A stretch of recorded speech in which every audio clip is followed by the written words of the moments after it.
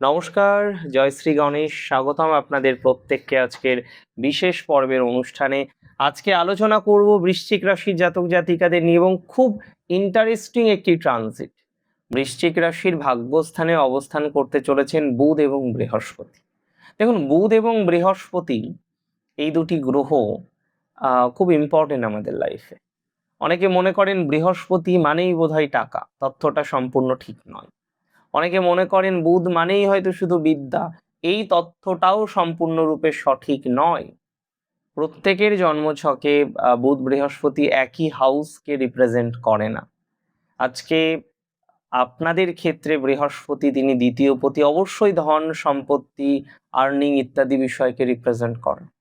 আপনাদের পঞ্চমপতি বৃহস্পতি আপনার প্রেম, ভালোবাসা, সম্পর্ক, মন, মানসিকতা, ক্রিয়েটিভিটি ইত্যাদি বিষয়কে বৃহস্পতি রিপ্রেজেন্ট করে।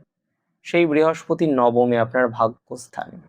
ভাগ্যস্থানে বৃহস্পতি মাথায় রাখবেন সব সময় ভালো ফল দেয়। বুধ বৃহস্পতির এই যে কম্বিনেশন, এই যে সংযোগ আপনার লাইফে, আপনার জীবনে একাধিক পরিবর্তন আনবে।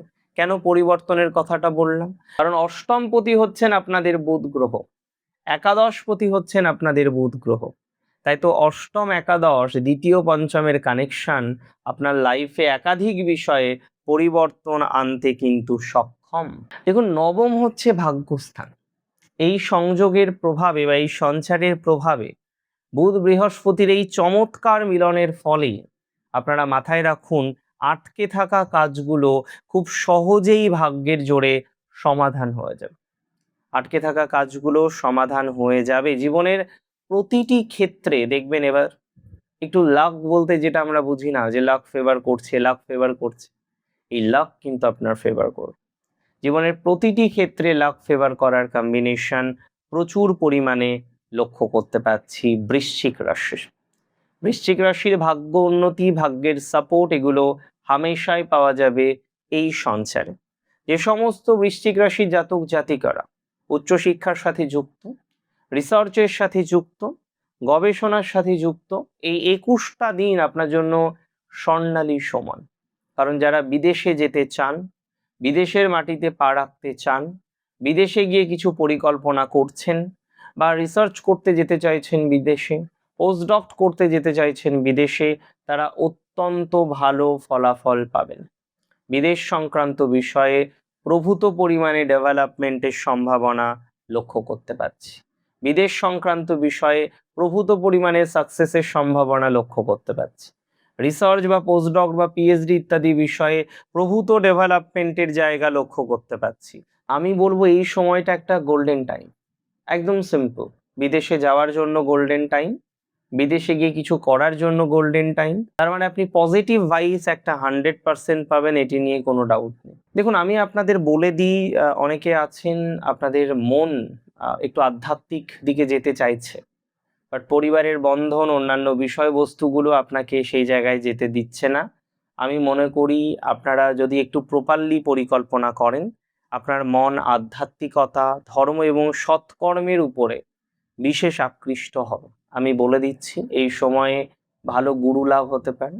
কারণ নবমে বৃহস্পতি, যদিও বারবার মনে হবে এখান থেকে নেব দীক্ষা, না ওখান থেকে দীক্ষা নেব, আমি বারবার আপনাদের বলেছি এই অধিকারটা আমরা হয়তো সেইভাবে পাই না, কারণ গুরুই আমাদের নির্বাচন করেন, তাই না? যে গুরু, সেই গুরু যদি প্রকৃত গুরু হয়, গুরুই কিন্তু আমাদের নির্বাচন করেন। আমরা গুরু নির্বাচন করার কেউ নয়, গুরুই আমাদের নির্বাচন করে নেবেন। আমি আপনাদের বলে দিই, এই ট্রানজিটের প্রভাবে অপ্রত্যাশিত কিছু লাভ আপনার হতে পারে। যেমন যারা শেয়ার মার্কেটে আছেন, অন্যান্য ধরনের কোনো মার্কেটে যারা কানেক্টেড আছেন, এই সমস্ত লাইনে কি হবে, এই সময় একটা অপ্রত্যাশিত লাভ হওয়ার প্রবাবিলিটি বাড়বে, একটা ভালো লাভ হওয়ার প্রবাবিলিটি বাড়বে। তাহলে এই সময়ে আপনাদের আধ্যাত্মিক পথে, আধ্যাত্মিক মার্গে একটা পজিটিভ জায়গা যেমন আসতে পারে, আবার যারা বিভিন্ন রকম এই ধরনের পেশায় আছেন তাদের কিন্তু একটা অপ্রত্যাশিত লাভ হওয়ার সম্ভাবনা দেখতে পাচ্ছি। পৈতৃক সম্পত্তি বা দীর্ঘমেয়াদী কোনো ইনভেস্টমেন্ট যেটা আপনি আগে করেছিলেন, সেই ইনভেস্টমেন্ট থেকে ডেভেলপমেন্টের জায়গাটা আপনার প্রচুর পরিমাণে বৃদ্ধিপ্রাপ্ত হবে। পৈতৃক সম্পত্তি ভালো দিকে যাওয়ার একটা প্রবণতা রয়েছে। পৈতৃক সম্পত্তি থেকে পজিটিভ কোনো ভাইবস আপনি তৈরি করতে পারবেন, এটা খুব দায়িত্ব নিয়ে বলতে পারি। এবং আটকে থাকা বিষয়, যেটা আপনার কিন্তু আপনি পাচ্ছিলেন না, যে জিনিসটা আপনার কিন্তু আপনি তৈরি করতে পারছিলেন না, সেই জিনিসটা বা সেই জায়গাটা এবার আপনি তৈরি করতে পারবেন। পৈতৃক সম্পত্তির ক্ষেত্রে বিপুল পরিমাণে পজিটিভিটির সম্ভাবনা দেখতে পাচ্ছি, বিপুল পরিমাণে ডেভেলপমেন্টের জায়গাটা দেখতে পাচ্ছি। আমি একটা কথা আপনাদের খুব দায়িত্ব নিয়ে জানাতে চাই, অপ্রত্যাশিতভাবে কিছু লাভ আসবে, কিছু ডেভেলপমেন্ট আপনারা পাবেন, এটা খুব দায়িত্ব নিয়ে আমি আপনাকে বলতে পারি। পিতা, মেন্টর বা গুরুজনদের সাথে সম্পর্কের উন্নতি হওয়ার ব্যাপক সম্ভাবনা আমরা লক্ষ্য করতে পারব, এবং কেরিয়ার ও জীবনের বড় সংকট দূর করতে ভালো সহযোগিতা, ভালো সাপোর্ট, এগুলো কিন্তু আপনারা হামেশাই পাবেন। দেখুন, অষ্টম ভাবের প্রভাব এই মুহূর্তে আপনাদের প্রচুর পরিমাণে বেশি রয়েছে। যারা আইনি সমস্যায় আছেন, আইনি কোনো জটিলতায় আছেন, আইনি কোনো ঝামেলায় আছেন, আমি আপনাকে বলে দিই, ভাগ্যের কৃপায় এবং আপনার বুদ্ধিমত্তার জোরে অনেক কিছু এই সময় মীমাংসা যোগ্য। যেগুলো এতদিন মীমাংসিত হয়নি, এতদিন সমাধান করতে পারেননি, এতদিন প্রবলেমগুলো হয়তো ছিল এবং এখনও আছে অনেক প্রবলেম, সেই প্রবলেমগুলো ধীরে ধীরে ধীরে ধীরে সমাধান হবে। এই সময় কি করবেন বলুন তো? এই ট্রানজিটকে আরও ভালো করার জন্য, আরও ডেভেলপ করার জন্য আমরা কি কি করতে পারি? সবার ফার্স্ট বলবো, নিজের উচ্চশিক্ষা এই সময় এনহান্স করতে পারেন। যারা দীর্ঘদিন ধরে ভাবছেন পিএইচডি করবেন, রিসার্চ করবেন, হায়ার এডুকেশনের একটা চেষ্টা করুন না।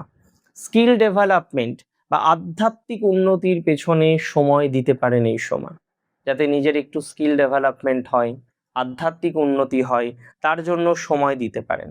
ভাগ্যের উপরে ভরসা রাখুন, ভাগ্যের উপরে ভরসা রেখে বড় কোনো প্রজেক্ট বা লার্নিং প্রসেসে ইনভেস্ট করতে পারেন। ভাগ্যের উপরে যদি ভরসা রাখতে পারেন, এই সময়টা আপনার জন্য আরো বিশেষ। যত বেশি ভাগ্যের উপরে ভরসা রাখবেন, তত ডেভেলপমেন্ট আপনার লাইফে আসবে। গুরুজনদের সম্মান করার পরামর্শ আমি আপনাদের প্রত্যেককে দেব। এই সময় গুরুজনদের সম্মান করুন, গুরুজনদের আশীর্বাদ প্রার্থনা করুন, গুরুজনদের সাথে সদ্ভাব বজায় রাখার চেষ্টা করুন। কি কি করবেন না এই সময় আমি আপনাদের বলি।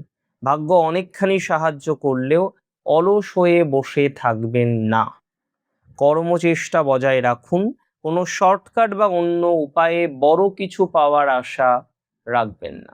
আমি বারবার বলবো, কর্মচেষ্টাটাকে বজায় রাখতে হবে, কর্মের প্রচেষ্টাকে বজায় রাখতে হবে। শর্টকাট বলে কিছু হয় না, আর এই সময় শর্টকাট আপনাকে বিশেষভাবে সহযোগিতা করবে না। তাই শর্টকাটের পিছনে না দৌড়িয়ে কর্মচেষ্টাটা করতে হবে, কর্মপ্রচেষ্টাটা করতে হবে।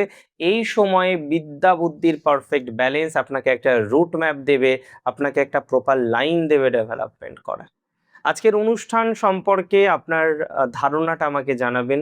কি কি বিষয় বুঝতে অসুবিধা হলো সেটা আমাকে জানাতে পারেন কমেন্টের মাধ্যমে। অনেক ভালো থাকুন আপনারা, সুস্থ থাকুন, স্বাভাবিক থাকুন। জয় শ্রী গণেশ।